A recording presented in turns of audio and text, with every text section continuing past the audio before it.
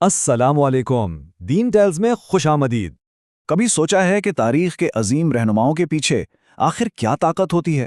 یا جب اللہ تعالیٰ کسی پیغمبر کو ایک بڑے خدائی مقصد کے لیے چنتا ہے تو انہیں کس طرح کے سہارے کی ضرورت پڑتی ہے؟ آج کی ہماری داستان ایک ایسے ہی نبی کے بارے میں ہے جو ان سوالوں کا جواب ہیں۔ ایک ایسی شخصیت جو اپنے بھائی کے لیے طاقت کا ستون بنے، ان کی آواز بنے اور نبوت کے سفر میں ان کے لازمی ساتھی بنے۔ جی ہاں، ہم بات کر رہے ہیں حضرت ہارون علیہ السلام کی، جو حضرت موسیٰ علیہ السلام کے بھائی اور مددگار تھے۔ تو چلیے شروع کرتے ہیں۔ ہماری کہانی کا آغاز ہوتا ہے قدیم مصر کی سرزمین سے۔ یہ وہ وقت تھا جب بنی اسرائیل فرعون کی ظالمانہ حکومت کے نیچے پس رہے تھے۔ ان کی زندگی غلامی اور نا امیدی کی ایک ایسی لمبی رات بن چکی تھی جس کی صبح کا کوئی نشان نظر نہیں آتا تھا۔ اس وقت کا حکمران تھا فرعون، جو اپنی طاقت کے نشے میں خود کو خدا سمجھتا تھا، لیکن اسے ایک پیشگوئی کا ڈر بھی تھا۔ اسے بتایا گیا تھا کہ بنی اسرائیل میں ایک بچہ پیدا ہوگا جو اس کی سلطنت کے زوال کا باعث بنے گا۔ بس اسی خوف نے اسے وحشی بنا دیا اور اس نے حکم دیا کہ بنی اسرائیل کے ہر پیدا ہونے والے بیٹے کو قتل کر دیا جائے۔ یہ ظلم اور مایوسی کا وہ تاریخ ترین دور تھا جس میں اللہ نے اپنے دو عظیم نبی حضرت موسیٰ اور حضرت ہارون علیہ السلام کو بھیجا۔ اللہ تعالیٰ نے حضرت موسیٰ علیہ السلام کو کوہ طور کی مقدس وادی میں نبوت کے عظیم منصب سے سرفراز فرمایا۔ انہیں حکم ملا کہ وہ وقت کے سب سے بڑے ظالم فرعون کے پاس جائیں اور اسے ایک اللہ کی طرف بلائیں۔ سوچئے یہ کتنا بڑا شرف تھا، لیکن اس کے ساتھ ایک بہت بڑی ذمہ داری بھی تھی۔ حضرت موسیٰ علیہ السلام نے اس مشن کی سنگینی کو محسوس کیا اور اپنے دل کی بات اللہ کے سامنے رکھ دی۔ حضرت موسیٰ علیہ السلام جانتے تھے کہ ان کی زبان میں کچھ لکنت ہے۔ انہیں فکر ہوئی کہ شاید وہ اپنا پیغام پوری وضاحت سے نہ پہنچا سکیں، تو انہوں نے اللہ سے ایک ایسی دعا کی جو بھائی کی محبت، قیادت کی حکمت اور اللہ پر توکل کا بہترین نمونہ ہے۔ انہوں نے عرض کیا، اے میرے رب، میرا سینہ میرے لیے کشادہ کر دے اور میرا کام میرے لیے آسان فرما دے، اور میری زبان کی گرا کھول دے تاکہ لوگ میری بات سمجھ سکیں، اور میرے لیے میرے گھر والوں میں سے ایک وزیر مقرر فرما، یعنی میرے بھائی ہارون کو۔ اس کے ذریعے میری کمر مضبوط کر دے اور اسے میرے کام میں شریک کر دے۔ اور اللہ، جو دعاؤں کو سننے والا اور سب سے بڑھ کر رحم کرنے والا ہے، اس نے اپنے نبی کی یہ دل سے نکلی دعا قبول فرمائی اور اپنی خاص رحمت سے حضرت ہارون علیہ السلام کو بھی نبوت کا شرف عطا کیا، تاکہ وہ اپنے بھائی کے دست و بازو بن کر تاریخ کے اس عظیم ترین مشن کو پورا کر سکیں۔ یہ اللہ کی حکمت تھی کہ ایک بھائی کی طاقت کو دوسرے کی فساد سے جوڑ دیا گیا۔ تو اب مقصد بالکل واضح تھا اور ٹیم مکمل ہو چکی تھی۔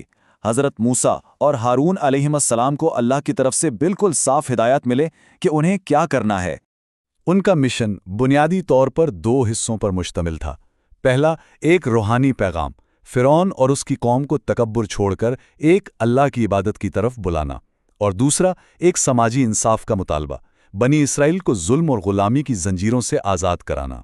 یہ دین اور دنیا دونوں کی رہنمائی کا پیغام تھا۔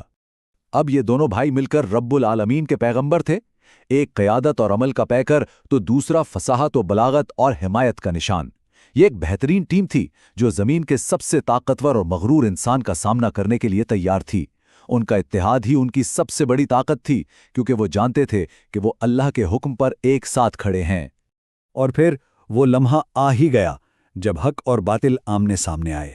حضرت موسیٰ اور ہارون فرعون کے شاہی دربار میں داخل ہوئے، جہاں ہر طرف شان و شوکت اور طاقت کا مظاہرہ تھا، لیکن وہ اپنے ساتھ اللہ پر ایمان کی سچی طاقت لے کر آئے تھے۔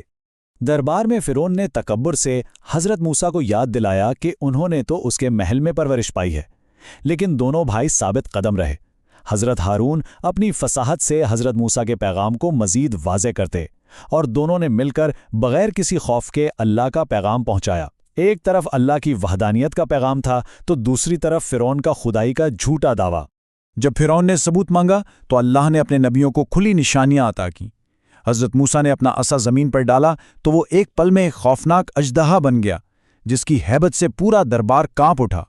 پھر انہوں نے اپنا ہاتھ گریبان میں ڈال کر نکالا تو وہ سورج سے زیادہ روشن ہو کر نکلا۔ یہ کوئی جادو نہیں تھا، یہ اللہ کی قدرت کا براہ راست مظاہرہ تھا۔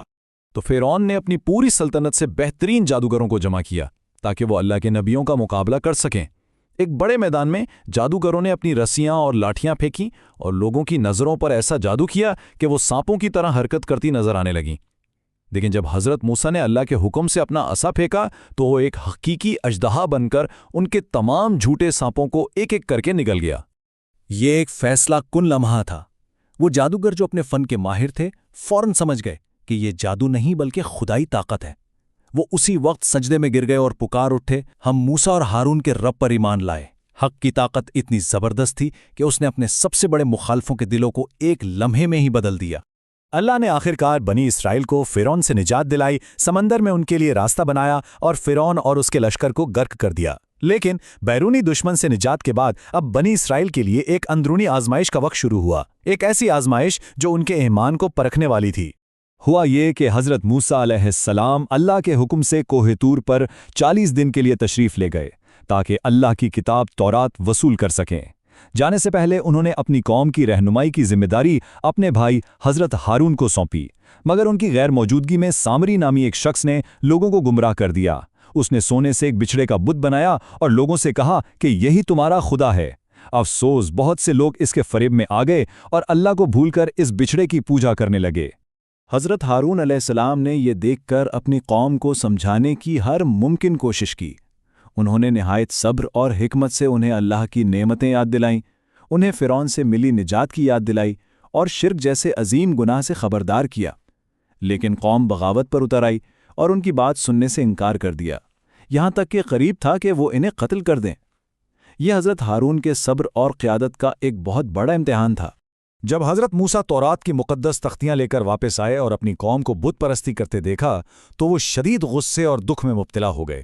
انہوں نے اپنے بھائی سے بھی باز پرس کی، جس پر حضرت ہارون نے اپنی بے بسی کا اظہار کیا۔ خیر، جب قوم کو اپنی غلطی کا احساس ہوا اور انہوں نے سچے دل سے توبہ کی تو دونوں بھائیوں نے مل کر اللہ سے ان کی معافی کے لیے دعا کی۔ یہ واقعہ قیادت کی مشکلات اور سچی توبہ کی اہمیت کو واضح کرتا ہے۔ تو حضرت ہارون علیہ السلام کی زندگی صرف ایک تاریخی واقعہ نہیں، بلکہ یہ رہتی دنیا تک تمام انسانوں کے لیے حکمت اور رہنمائی کے لازوال اسباق کا ایک خزانہ ہے۔